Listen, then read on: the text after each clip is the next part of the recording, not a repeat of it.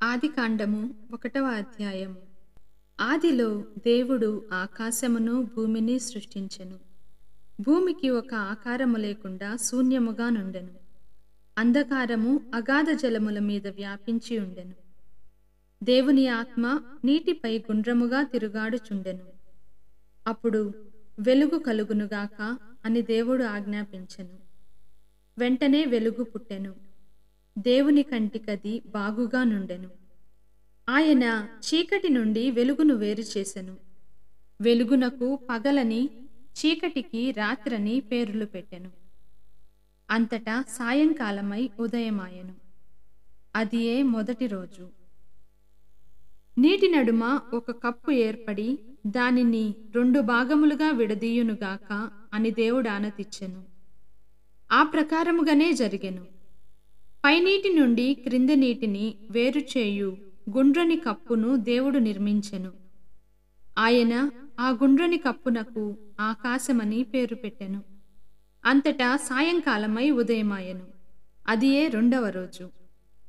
ఆరిన నేల కనబడునట్లు ఆకాశము కిందనున్న నీరంతయు ఒకచోట నిలుచునుగాక అని దేవుడు ఆజ్ఞాపించెను. ఆ ప్రకారముగానే జరిగెను. ఆరిన నేలకు భూమి అని పేరు పెట్టెను. నిలిచిన నీటికి సముద్రమని పేరు పెట్టెను. దేవుని కంటికది బాగుగా నుండెను. పచ్చి గడ్డిని, గింజలనిచ్చు మొక్కలను, విత్తనములున్న పండ్లనిచ్చు చెట్లను, అన్ని రకముల వానిని భూమి మొలపించునుగాక అని దేవుడు ఆనతిచ్చెను. ఆ ప్రకారముగానే జరిగెను. భూమి గడ్డిని, గింజలనిచ్చు మొక్కలను, విత్తనములున్న పండ్లనిచ్చు చెట్లను, అన్ని రకముల వానిని మొలపించెను. దేవుని కంటికది బాగుగా నుండెను. అంతట సాయంకాలమై ఉదయమాయెను. ఇదియే 3వ రోజు. రాత్రి నుండి పగటిని వేరు చేయుటకు, పర్వదినములను, సంవత్సరములను, ఋతువులను సూచించుటకు ఆకాశమున జ్యోతులు అవతరించునుగాక. అవి భూమికి వెలుగునిచ్చుటకు ఆకాశమున ప్రకాశించునుగాక అని దేవుడు ఆనతిచ్చెను. ఆ ప్రకారమే జరిగెను. దేవుడు మహాజ్యోతులను 2 సృష్టించెను. వానిలో పెద్దది పగటిని పాలించును, చిన్నది రాత్రిని ఏలును. ఆయన నక్షత్రములను కూడా సృష్టించెను. రేయింబవళ్లను పాలించుటకు, చీకటి నుండి వెలుగును వేరు చేయుటకు దేవుడు ఆ జ్యోతులను ఆకాశమున నిలిపెను. దేవుని కంటికది బాగుగా నుండెను. అంతటా సాయంకాలమై ఉదయమాయెను. అదియే 4వ రోజు. జలములందు పలు రకముల ప్రాణులు పుట్టునుగాక, ఆకాశమున పక్షులు ఎగురునుగాక అని దేవుడు అనెను. ఆ ప్రకారముగానే జరిగెను.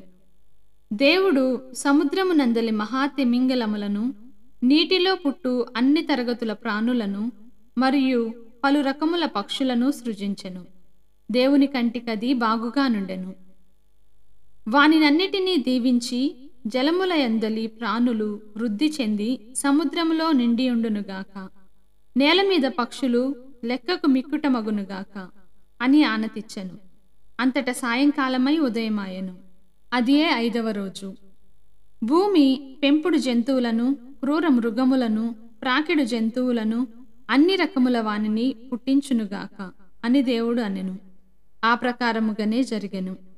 దేవుడు పెంపుడు జంతువులను, క్రూర మృగములను, ప్రాకిడి జంతువులను, అన్ని రకముల వానిని సృజించెను. దేవుని కంటికది బాగుగా నుండెను. దేవుడు ఇప్పుడు మానవజాతిని కలిగింతము. మానవుడు మమ్ము పోలి మావలే ఉండును. అతడు నీళ్లలోని చేపలపై, ఆకాశమునందలి పక్షులపై, నేల మీద పెంపుడు ప్రాణులపై, క్రూర మృగములపై, ప్రాకిడి జంతువులపై అధికారము కలిగియుండును అని అనెను. దేవుడు మానవజాతిని సృజించెను. తన పోలికలో మానవుని చేసెను. స్త్రీ పురుషులుగా మానవుని సృష్టించెను. దేవుడు వారిని దీవించి సంతానోత్పత్తి చెందుడు. భూమండలమునందంతటా నివసించి దానిని వశము చేసుకొనుడు. నీళ్లలోని చేపలను, ఆకాశములోని పక్షులను, నేల మీద జంతువులను పాలింపుడు. గింజలనిచ్చు మొక్కలన్నీయు, విత్తనములున్న పండ్లనిచ్చు చెట్లన్నీయు మీకు ఆహారమగును. కాని నేల మీద క్రూర మృగములకు, ఆకాశమునందలి పక్షులకు, నేల మీద ప్రాకిడి జంతువులకు, శ్వాసజీవులన్నిటికీ పచ్చని మొక్కలు ఆహారమగును అని వారితో అనెను. ఆ ప్రకారమే జరిగెను. దేవుడు తాను చేసిన సృష్టి అంతయు చూచెను. ఆయన కంటికది చాలా బాగుగా నుండెను. అదియే 6వ రోజు. ఆమేన్.